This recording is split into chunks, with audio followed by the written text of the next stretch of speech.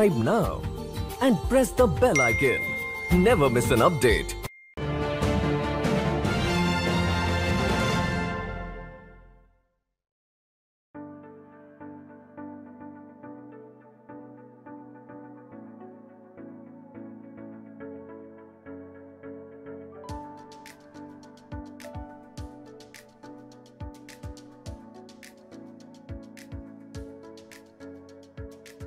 Namaste, konnichiwa. Welcome to the Nupur Tewari show. Let's talk business, presented by Hill Tokyo and Hill India. Today we'll be talking about why we have less Indian students in Japan, and we have as a guest with us none other than Professor Rajib Shaw. So with business applause, let's welcome Professor Rajib Shaw.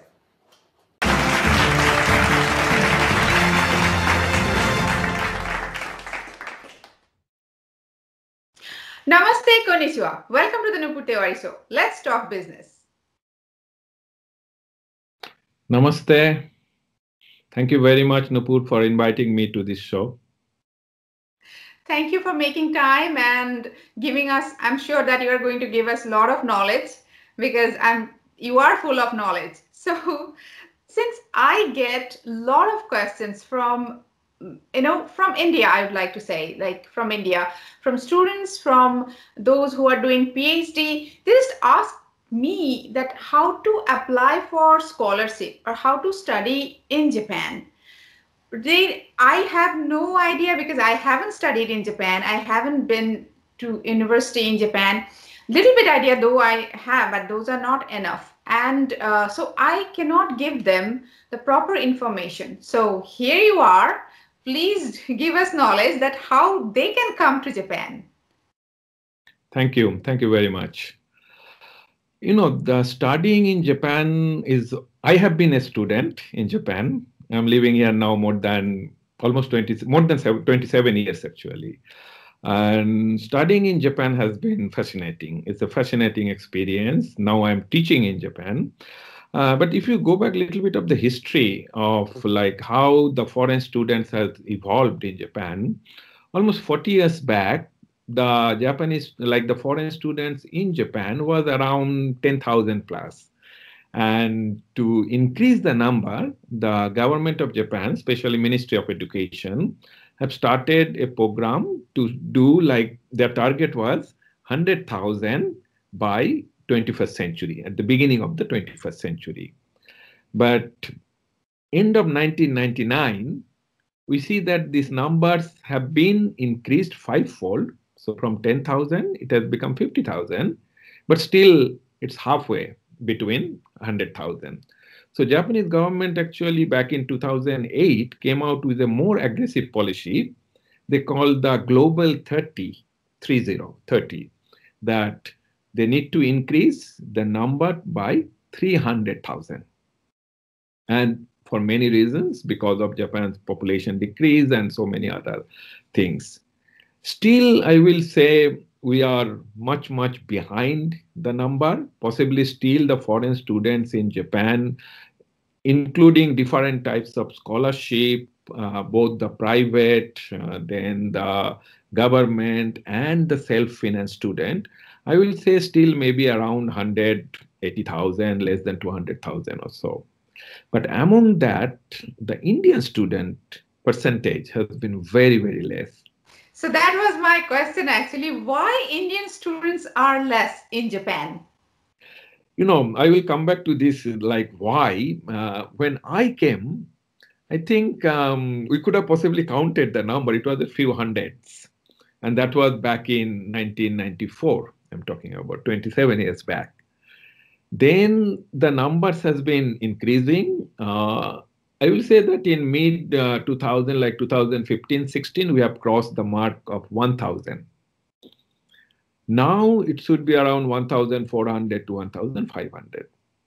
But I mentioned that the total number of students foreign students in Japan is close to around 180,000. So it's still much less than 10%. I will say Indian students among the total foreign students would be maybe 6%, 7%, 5%, 6% or like that.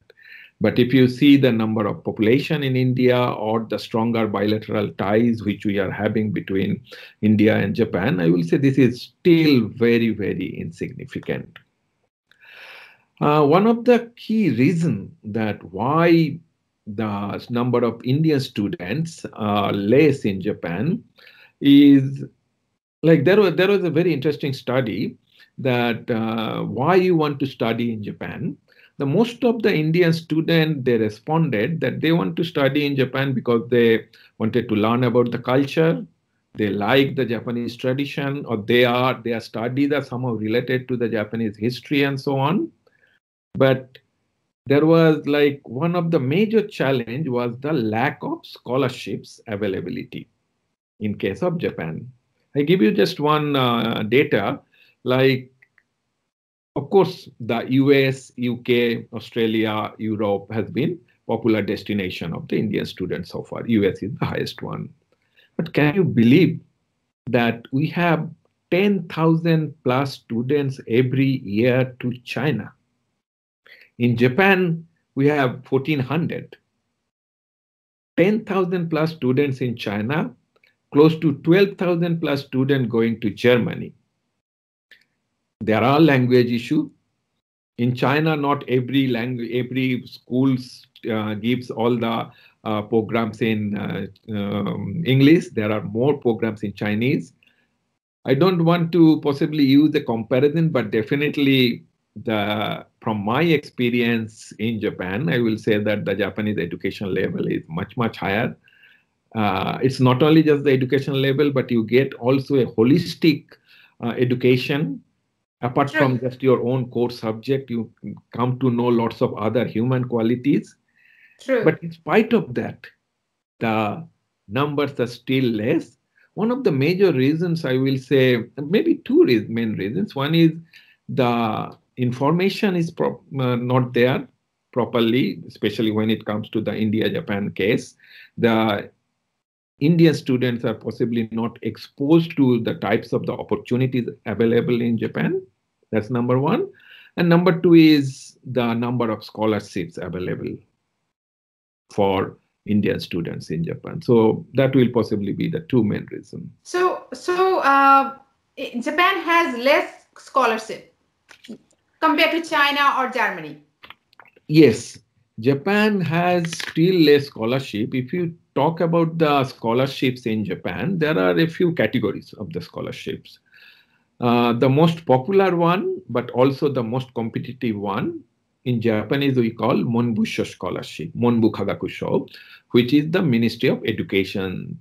It's a long name, Ministry of Education, Sports, Culture, Science and Technology. That's the official name. But this is the government scholarship. And that has, again, two types. One is it is selected by the Embassy of Japan in India, and then the different universities in Japan, they directly actually recommend some of the students to the ministry. So one is through university recommendation, and another one is through the embassy recommendation. The embassy recommendation is very tough in the sense like, yes, there are around 40 to 45 scholarships, but the applicants are around 1,200 plus. Usually, I think it is, thank you for bringing out this very important issue because the timing is very right. It will start in April next month. So I strongly encourage those who are interested in the embassy scholarship, they should actually check the Japanese embassy in India, in Delhi website, and there is a specific section, study in Japan. And there you will be able to get most of the scholarship related information. So this is one part of the government scholarship. Another part is there is one organization called JASSO, JASSO, which is Japan's Student Support Organization. So that is not that good terms and condition about the Ministry of Education scholarship, but they also provide at least the basic support for the students. And the numbers are also quite big. So that is another part. But then there are two other scholarships, and which are actually increasing, and this is very important, that when I came, it was not there. Those two types are like the local governments. Many of the local governments and the local government international association. Say, for example, there is a city in Tohoku region, which actually got this major earthquake and tsunami, and this year is the 10th anniversary of this. It's called Sendai city. And Sendai city and Sendai has the international association. Both of them provide the scholarships for foreign students. Similarly, Kyoto city and the Kyoto prefecture government, they provide scholarship for foreign students. The only conditions are that the restricted area, it has to be any university within Kyoto. It has to be any university within Sendai. And this is a new development. So I strongly encourage all our viewer and listener, especially the students, to look at this type of local government scholarship, because there are lots of good universities in different prefectures, in different cities. Not everyone needs to come to Tokyo. There are so many good universities all over Japan. So I strongly encourage them to look at this type of city government or the city's international association scholarship. So that's the third type. So they have their own like for the viewers I'm asking, they have their own website and everything. They have their own website. They have all the informations are available in English because this is targeted to the foreign student. So example, if it is Kanagawa prefecture, so Kanagawa prefecture should have their own scholarship, and on their website it should be there. Exactly. So I strongly recommend that if someone select an university, if that university is located in Kanagawa, I strongly encourage them to look at the Kanagawa Prefecture Scholarship Scheme. And this is a new trend which was not there earlier. So that's the third one. And the fourth type of thing is the private scholarship. These numbers are also increasing. So there was some traditional private scholarship with the major companies, but there are lots of new private scholarships which are coming up. And that, of course, is not a big number, but they provide lots of different types of scholarships. So if you look at the embassy website, there are a list of the available private scholarship in Japan, and it has also the list that how many numbers. Of course, the number varies from year to year, but I strongly encourage our viewers to look at the embassy website. The Japanese embassy in India. Japanese embassy in India. And they have a very specific section, study in Japan. Study in Japan. Yes. So these are the four types of actually scholarships exist in Japan. Exactly. Right. Okay. So this is for, these scholarships are for after bachelor degree or for bachelor degree even? There can be actually different types. Each of the scholarships has a specification. The Ministry of Education or the Monbusho scholarships can start from bachelor degree. It includes the bachelor degree as well as master's and PhD. So if you are lucky enough, so you can have 4 + 2 + 3. So like your whole scheme.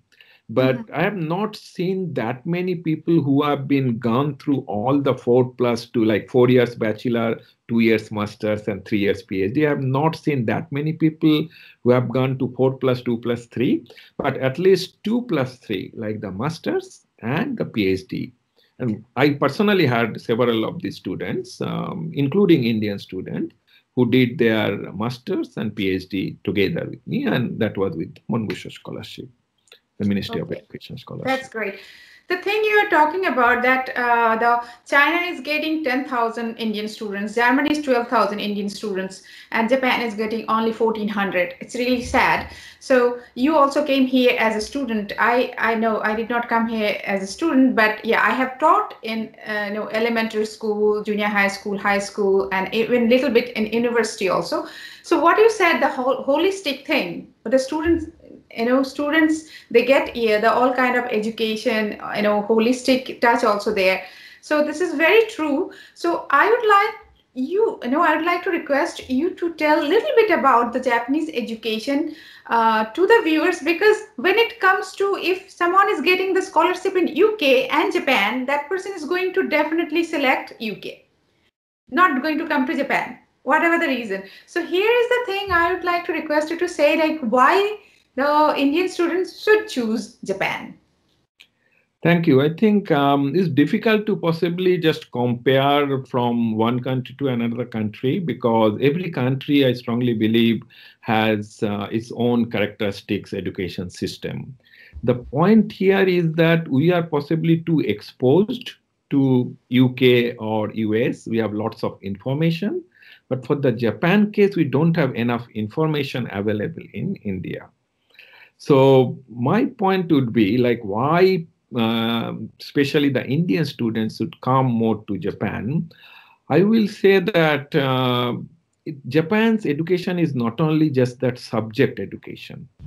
Japan's education is go beyond the subject, so it's more like a value education. The understanding, the education which you get about the society, about the culture, about the customs, about the value system, I think those are possibly the added plus about this Japanese education system, apart from, of course, very deep contents in the subject. And of course, with the current India-Japan stronger bilateral collaboration and the more increase of Japanese companies coming to India, more Indian companies coming to Japan, I think the need of the Japan university graduates are definitely going to increase. And take it a guaranteed statement that definitely what we are seeing now, what we will be seeing 3 to 5 years from now, that if you have a degree from Japan, your opportunities are even larger. You can work for the companies in Japan. You can work for, like, both the Indian companies as well as Japanese companies. Similarly, you can work for, since you understand this culture a little bit, the Japanese companies will be very interested to hire you back in India. And also what I have seen, that the Indian students has a very good leadership skill. So when this particular leadership skill, means it's somewhere, they have some inborn skill, maybe because of our society, because of our maybe the basic education system and so. With that leadership skill, and if you have this subject education and value education, then you become a real true global leader. And what I am seeing now in the current trends is the student who are getting degree in Japan, even my students, actually, there are several examples, Indian student I'm talking about, that they are not only doing the business in India, but they have been asked to take the leadership for the region. And many of these, they are regional offices based in Singapore or based in Bangkok or even in the Middle East, like based in Dubai. So they have been asked to take the regional leadership. So I see that there is another aspect also to bring it forward, just not just between these two countries, but understanding these two countries' culture, value system, education system, it open up your scope to the region. Wonderfully explained, wonderfully explained. And I'm sure that the viewers and especially students who are watching today, definitely they are going to be more attracted to come to Japan. Though they know that the language barrier is there, but I think, Japan is more and more becoming open to English, right? So, Absolutely. yeah. So I think these are very encouraging for students who really want to come, and such a valuable information you gave, Professor. And I'm sure that what you said, that within 5 years we'll be having more and more Indian students here. So thank you so much for joining us today. Making time from your busy schedule, and we can see that so many books are behind you. So we can we can just understand how busy you are. So thank you so much, and we'd love to have you again. Thank Because you. we Thank need you a lot very more much. information. Thank you. Thank you very much for your time and having me. Thank you. Namaste. Thank you and namaste. So everyone, that was our special episode for Indian students. And I'm sure that you came to know a lot of information from this episode. If you have any other questions, you can always write to us here, Nupur Tewari page, Yogannanupur YouTube channel, or hilltokyo.com or Hill Tokyo page. We are always there to guide you. I'll see you tomorrow, because tomorrow also the Nupur Tewari show, and tomorrow's guest is Savio Rodriguez. We'll talk about the West Bengal election. So everyone, stay tuned.